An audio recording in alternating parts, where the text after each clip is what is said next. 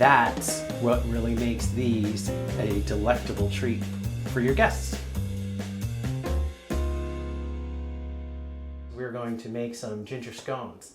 Really, it just contains flour, sugar, salt, baking soda, cream of tartar, powdered ginger, and crystallized ginger.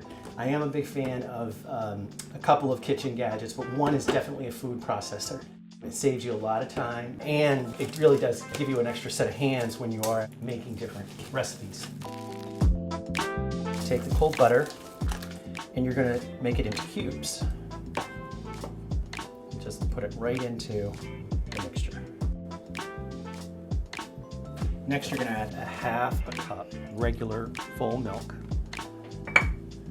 And you put the top on, and lock it in place. And then basically you're gonna pulse it just until it combines.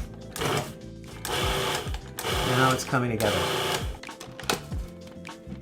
And this is where you're gonna add in your crystallized ginger.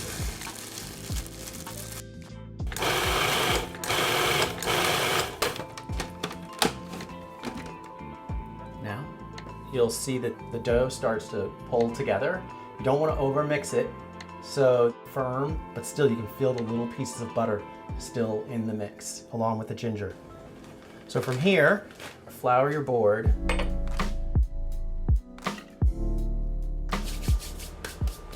You're going to put the dough onto the floured surface,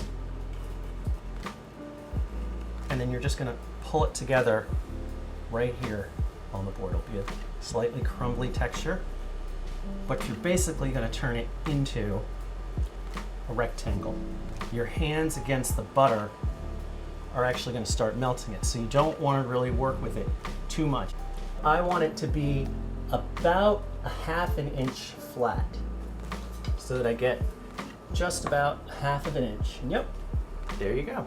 And then from there, you can use your same knife that you used for the butter, cut them into very nice triangles.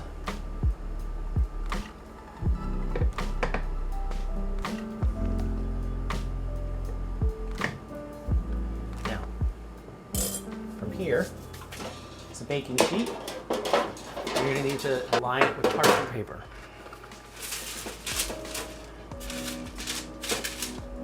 Take each one and place it. These really don't expand very much. So once they're on the baking sheet, then pretty much they are going to stay that shape during the baking process. Before baking, take a little heavy whipping cream and brush the tops lightly. Then the last step is I top it with a little bit of turbinado sugar or sugar in the raw, okay? Now let's get these bad boys in the oven.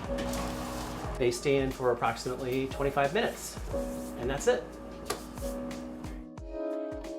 Now that the scones have come from the oven and they are cooled to the touch, they're almost at room temperature, you can now start to prepare the glaze that actually goes on top.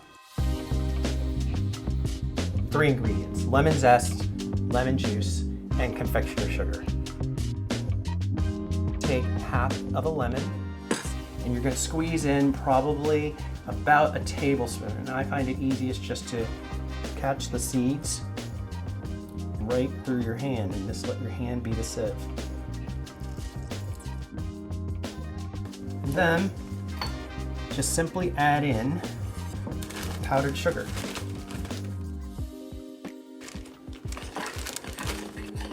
If you want it to be thicker or thinner, you simply add more or less juice to mix. So it's able to drizzle of the scones. And that is it. What makes a good scone is that they are light.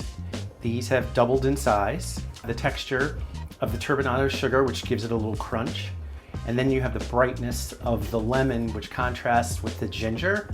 And that's what really makes these a delectable treat for your guests.